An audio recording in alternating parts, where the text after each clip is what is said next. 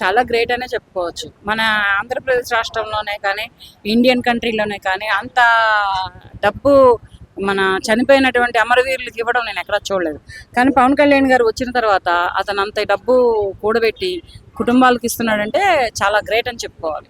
ఎందుకంటే మరి అటువంటి డిప్యూటీ సీఎం అటువంటి నాయకుడు ఉండాలి అంటే పవన్ కళ్యాణ్ గారిని చూసే నేర్చుకోవాలి. రాజకీయమైన నాయకత్వమైన ప్రజల్లో ఎలా వెళ్ళాలో, ప్రజలకు ఎలా ఆదుకోవాలో, ప్రజలను ఎలా చూసుకోవాలో, ప్రజలకు ఎక్కడ బాధలు వస్తే ఎట్లా ఉరకాలో అనేది పవన్ కళ్యాణ్ గారిని చూసి నేర్చుకుంటే బాగుంటుంది. చాలా మంది అంటే పాపులారిటీ పెంచుకోవడం కోసం డబ్బా కోసం అని చెప్తున్నారు.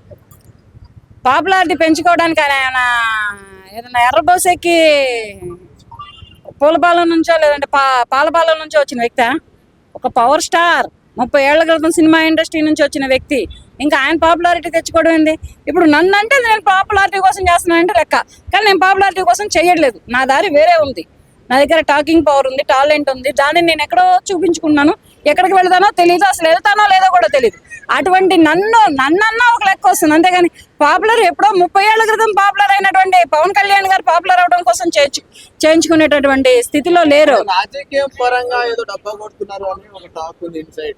కొట్టుకునే వాళ్ళు కొట్టుకుంటారు డబ్బా. పవన్ కళ్యాణ్ గారికి డబ్బా కొట్టుకోవాల్సిన అవసరం లేదు. గవర్నమెంట్ 10 లక్షలు ప్రకటించింది. సెంట్రల్ గవర్నమెంట్ తప్పుకుంటే ₹1 ఇవ్వచ్చు, కానీ పవన్ కళ్యాణ్ సెంట్రల్ గవర్నమెంట్ నుంచి 50 లక్షలు ఇవ్వడం ఏమైనా కరెక్ట్? సెంట్రల్ గవర్నమెంట్ ఎంతమంది వరకు కనిస్తుంది? ఎన్ని రాష్ట్రాలు కనిస్తుంది? 26 మంది అయినా సెంట్రల్ గవర్నమెంట్ ఇవ్వాలి కదా. 10 లక్షలు గవర్నమెంట్ ఇచ్చింది, ఈయన 50 లక్షలు ఇచ్చాడు. వాడే లీక్ చేసి వాడే ఇచ్చాడు. ఈయనేమి పోయి నేను ప్రాణాలు తీసుకున్నాయా, దేశాన్ని కాపాడతాయా అని చెప్పి ఇవ్వలేదు కదా. ఎందుకు ఎవరిని తెలుస్తుంది? ఎవరిని బహిష్కరించారు? ఎక్కడ బహిష్కరించారు? ఎందుకు? కారణం చెప్పు, ఎందుకు బహిష్కరించారు? బహిష్కరణకి గల కారణం ఏంటి? దళితుడు అంటేనే మాలామాదిగరా బాబు.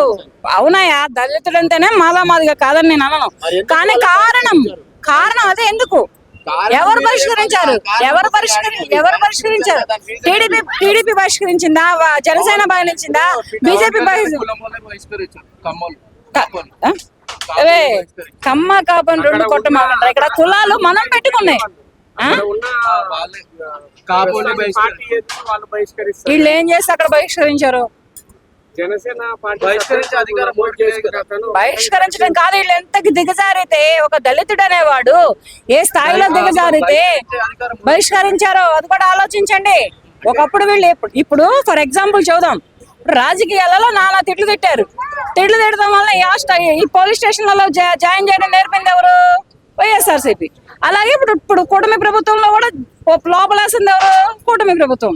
అలాగే ఇటువంటి అక్కడ ఏం జరిగినాయో ఈ బయటికి పొక్కలేనివి, ఈ బయటికి రానివి, ఇటువంటి ఏం జరిగితే ఆ బహిష్కరణ అంటే చాలా చాలా తప్పు. అది కానీ బహిష్కరించారంటే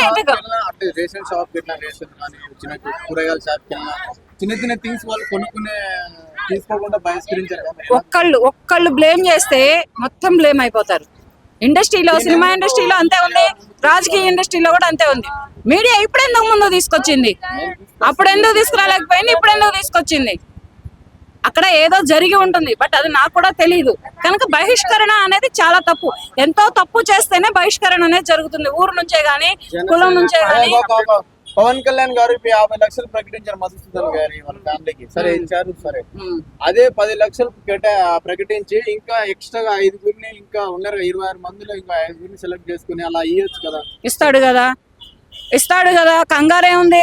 చెంబుడు నీళ్ళకే ఉలికి పడితే బిందె నీళ్ళు ఎవరు పోసుకోవాలయ్యా? అందరికి ఒక్కొక్కరికి చేసుకుంటా వస్తాడు. చనిపోయిన వాళ్ళందరికీ చేసుకుంటా వెళ్తాడు. ఇప్పుడు వాళ్ళ రాష్ట్రంలో జరిగిన వాళ్ళకి వాళ్ళు చేసుకోకపోతే ఎవరు చేసుకుంటారు? ఇప్పుడు ఏ రాష్ట్రానికి డిప్యూటీ సీఎం పవన్ కళ్యాణ్ గారు? ఆంధ్రప్రదేశ్ రాష్ట్రానికి డిప్యూటీ సీఎం. వాళ్ళ రాష్ట్రంలో ఆయన చేసుకుంటాడు. సెంట్రల్ గవర్నమెంట్ 10 లక్షలు ఇచ్చిందంటే ఈయన మరి స్టేట్ గవర్నమెంట్ తరపు నుంచి ఈయన కూడా 50 లక్షల వరకు ఇచ్చాడంటే మరి గ్రేట్ గానే చెప్పుకోవచ్చు. పవన్ కళ్యాణ్ గారు పాలిటిక్స్ లో ఉన్నా లేకపోయినా సాయం చేసుకుంటూనే వస్తున్నారు. ఇన్ని సాయాలు చేసినా ఇంకా నెగిటివిటీ ఎందుకు వస్తుందంటారు ఆయన పైన? ఎవరు టార్గెట్ చేస్తున్నారు ఆయన్ని?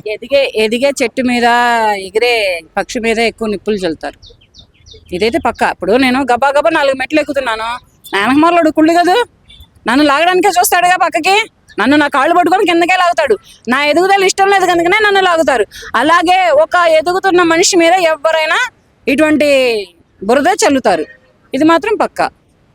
అంటే సీఎం చంద్రబాబు నాయుడు గారి కంటే కూడా పవన్ కళ్యాణ్ గారు ఎక్కువగా స్పందిస్తున్నారు అన్ని రంగాలను. సీఎం అవ్వడానికి ఇవన్నీ పన్నాగాలు పడుతున్నారు. ఇప్పుడల్లా సీఎం అయ్యే ఉద్దేశం లేదని చెప్పారుగా పవన్ కళ్యాణ్ గారు. ఇప్పుడల్లా సీఎం నాకు అయ్యే ఉద్దేశం లేదని చెప్పారుగా. నెక్స్ట్ ఎలక్షన్ తప్పకుండా కూటమి ప్రభుత్వం అంటూ వస్తే, ఎలక్షన్స్ అంటూ గెలిస్తే ఇప్పుడు జరుగుతున్నటువంటి అన్యాయాలు, అక్రమాలు, న్యాయాలు అన్నిటికీ ప్రజలు నిర్ణయించుకొని ఎవరికి ఓటేస్తే వాళ్ళే సీఎం అవుతారు. నెక్స్ట్ మాత్రం కూటమి ప్రభుత్వంలో పోటీ చేసిన, సింగిల్ గా పోటీ చేసిన నెక్స్ట్ సీఎం పవన్ కళ్యాణ్ గారు. ఇప్పటికే భేదాలు స్టార్ట్ అయినాయి. చంద్రబాబు గారు నెక్స్ట్ సీఎం లోకేష్ గారు అంటూ చాలా మంది నినాదాలు చేస్తున్నారు. నెక్స్ట్ జనరేషన్ వల్ల ఉంటారంటారా కూటమిలో? వాళ్ళు వేరు. చంద్రబాబు నాయుడు గారు చెప్పలేదుగా నెక్స్ట్ సీఎం నా కొడుకు లోకేష్ అని, పవన్ కళ్యాణ్ అని ఎవరూ చెప్పలేదు. నెక్స్ట్ ఎలక్షన్ కూటమి ఉంటదంటారా? అసలు కూటమి ఉండొచ్చు, ఉండకపోవచ్చు. సింగిల్ గా ఎవరైనా పోటీ చేసుకునే అధికారాలు ఉన్నాయి. ఇండిపెండెంట్ గా ఎవరైనా వచ్చే అవకాశాలు ఉన్నాయి. కానీ దాని మీద ఏంటంటే ఈసారి మాత్రం సీఎం మాత్రం పవన్ కళ్యాణ్ గారే అవుతారు. ఎందుకంటే ఒక డిప్యూటీ సీఎం పదవిలో ఉండి ఆయన ప్రతి పనికి ఉరుకుతున్నారు. కాళ్ళకు చెప్పులు సైతం విడిచి, ఆరోగ్యం సైతం పక్కన పెట్టి ప్రతి పనికి ఉరుకుతున్నారు కనుక నెక్స్ట్ టైం అతనే వచ్చే అవకాశాలు ఉన్నాయి ప్రస్తుతానికి.